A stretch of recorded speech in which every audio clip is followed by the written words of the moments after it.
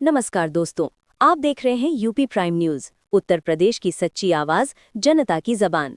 अगर आप भी यूपी की हर बड़ी और ताज़ा खबर सबसे पहले पाना चाहते हैं, तो हमारे चैनल को लाइक, कमेंट, शेयर और सब्सक्राइब जरूर करें। बेल आइकन दबाना ना भूलें, ताकि हर अपडेट सीधे पहुंचे आपके मोबाइल स्क्रीन पर सबसे पहले। तो चलिए शुरू करते हैं। आज 22 अक्टूबर 2025 की 25 बड़ी और ताज़ा खबरें उत्तर प्रदेश से। मुख्यमंत्री योगी आदित्यनाथ ने विकास योजनाओं की समीक्षा बैठक बुलाई, जिसमें अधिकारियों को साफ निर्देश दिया गया कि त्योहारों के दौरान बिजली, सफाई और सुरक्षा व्यवस्था में कोई लापरवाही नहीं होनी चाहिए। सीएम ने कहा, जनता की सुविधा हमारी प्राथमिकता है। अग्निवीरों को मिलेगा यूपी पुलिस भर्ती में आरक्षण। सरकार ने इसकी आधिकारिक घोषणा की है। अब 20% पद पूर्व अग्निवीरों के लिए आरक्षित होंगे। योगी सरकार का ये फैसला युवाओं के लिए बड़ा अवसर माना जा रहा है, जिससे उनके करियर को नई दिशा मिलेगी। वाराणसी में गंगा आरती का मनमोहक दृश्य। दीपावली के बाद भी श्रद्धालुओं और पर्यटकों की भीड़ उमड़ रही है। गंगा घाटों पर सुरक्षा बढ़ाई गई है। वहीं नगर निगम ने सफाई और प्रकाश व्यवस्था पर खास ध्यान दिया है। पूरा शहर धार्मिक उत्साह से भरा दिखा। लखनऊ में प्रधानमंत्री मोदी का दौरा प्रस्तावित। वे कई विकास योजनाओं का उद्घाटन करेंगे, जिनमें मेट्रो विस्तार, एम्स भवन और रिवर फ्रंट प्रोजेक्ट शामिल हैं। प्रशासन ने सुरक्षा के कड़े इंतजाम शुरू कर दिए हैं। बीजेपी कार्यकर्ताओं में उत्साह का माहौल है। नोएडा इंटरनेशनल एयरपोर्ट का पहला चरण दिसंबर 2025 तक पूरा होगा। यमुना प्राधिकरण के मुताबिक काम 70% तक हो चुका है। ये प्रोजेक्ट एशिया के सबसे उन्नत एयरपोर्ट्स में शुमार होगा। निर्माण में आधुनिक तकनीक और हरित ऊर्जा का उपयोग किया जा रहा है। आगरा में दिवाली की खरीदारी से बाजार गुलजार, लेकिन भारी भीड़ के चलते शहर में कई जगहों पर जाम की स्थिति बन गई है। ट्रैफिक पुलिस ने अतिरिक्त जवानों की तैनाती की है। प्रशासन लोगों से निजी वाहनों की बजाय सार्वजनिक परिवहन का उपयोग करने की अपील कर रहा है।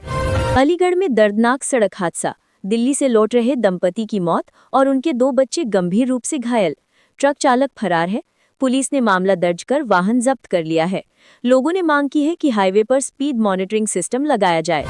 मेरठ में मौसम ने ली करवट। हल्की बारिश के बाद तापमान में गिरावट आई है। किसानों ने बताया कि ये बारिश गेहूं और आलू की फसलों के लिए फायदेमंद साबित होगी। वहीं शहर में सुबह शाम हल्की ठंडक महसूस की जा रही है। गोरखपुर में मेडिकल कॉलेज को नई सौगात। ऑक्सीजन प्लांट की एक और यूनिट शुरू की गई है। मुख्यमंत्री योगी ने कहा कि सरकार स्वास्थ्य सेवाओं को ग्रामीण इलाकों तक सशक्त करने के लिए प्रतिबद्ध है। मरीजों को अब ऑक्सीजन संकट का सामना नहीं करना पड़ेगा। इलाहाबाद हाईकोर्ट ने यूपी बोर्ड परीक्षा में नकल रोकने के लिए नए कदम उठाने का निर्देश दिया। कोर्ट ने शिक्षा विभाग से कहा कि परीक्षा केंद्रों पर सीसीटीवी और डिजिटल ट्रैकिंग सिस्टम अनिवार्य किया जाए। इससे परीक्षा प्रक्रिया और पारदर्शी बनेगी। लखीमपुर खीरी में बाघ का आतंक जारी।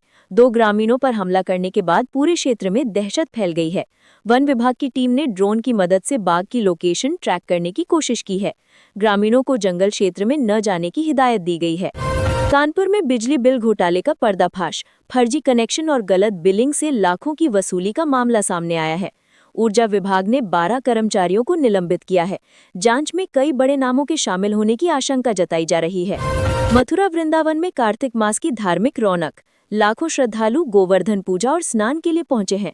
मंदिरों में विशेष आरती और झांकी के आयोजन चल रहे हैं। प्रशासन ने श्रद्धालुओं की सुविधा के लिए चिकित्सा शिविर और नियंत्रण कक्ष स्थापित किए हैं।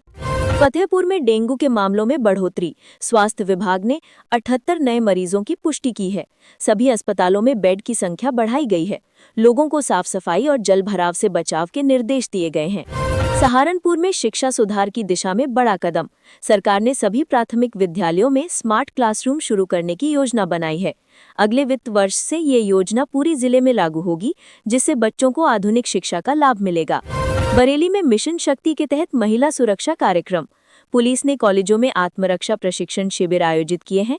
छात्राओं को हेल्पलाइन और कानूनी अधिकारों की जानकारी दी जा रही है। ये अभियान महिलाओं में आत्मविश्वास बढ़ाने की दिशा में अहम कदम है। अयोध्या में राम मंदिर की भव्य सजावट जारी। मंदिर परिसर को सोने चांदी की झालरों से सजाया जा रहा है। ट्रस्ट ने घोषणा की है कि भगवान राम की मूर्ति पर जल्द ही स्वर्ण मुकुट चढ़ाया जाएगा। भक्तों में इस आयोजन को लेकर भारी उत्साह है। झांसी में किसान सम्मेलन। कृषि मंत्री ने किसानों से संवाद कर नई नीतियों की जानकारी दी। उन्होंने कहा कि सरकार फसल बीमा योजना को और सरल बनाएगी। किसानों ने सिंचाई की दिक्कतों और उर्वरक की कमी पर ध्यान देने की मांग की। मऊ में अवैध शराब फैक्ट्री का खुलासा। पुलिस ने छापेमारी कर लाखों की शराब बरामद की और 5 लोगों को गिरफ्तार किया। एसएसपी ने कहा, अपराधियों पर गैंगस्टर एक्ट के तहत कार्रवाई होगी। प्रयागराज रेलवे स्टेशन पर रीडेवलपमेंट का काम तेज। स्टेशन को आधुनिक सुविधाओं से लैस किया जा रहा है। जल्द ही यहां वाईफाई, डिजिटल बोर्ड और क्लाइमेट कंट्रोल वेटिंग हॉल उपलब्ध होंगे। यात्रियों ने इस बदलाव का स्वागत किया। बिजनौर में गंगा कटान से हजारों बीघा जमीन प्रभावित। कई किसानों की जमीन नदी में समा गई है। प्रशासन ने सर्वे टीम भेजी है और मुआवजे की प्रक्रिया शुरू कर दी है। ग्रामीणों ने स्थायी समाधान की मांग की। गाजियाबाद में सड़क मरम्मत अभियान तेज। नगर निगम ने 12 करोड़ के बजट से मुख्य मार्गों की रिपेयरिंग शुरू की है। लक्ष्य है कि दिवाली से पहले सभी प्रमुख सड़कों को दुरुस्त कर दिया जाए ताकि लोगों को राहत मिल सके।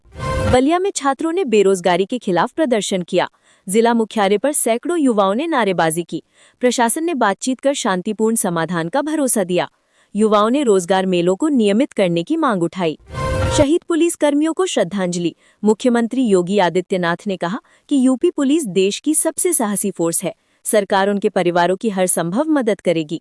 समारोह में शहीदों के परिवारों को सम्मानित किया गया। तो दोस्तों, ये थी आज की 25 बड़ी खबरें उत्तर प्रदेश से। अगर आपको वीडियो पसंद आई हो तो लाइक करें, अपने दोस्तों के साथ शेयर करें और चैनल को सब्सक्राइब करें ताकि आपको मिलती रहे हर बड़ी खबर सबसे पहले, सबसे सच्ची, सिर्फ यूपी प्राइम न्यूज पर।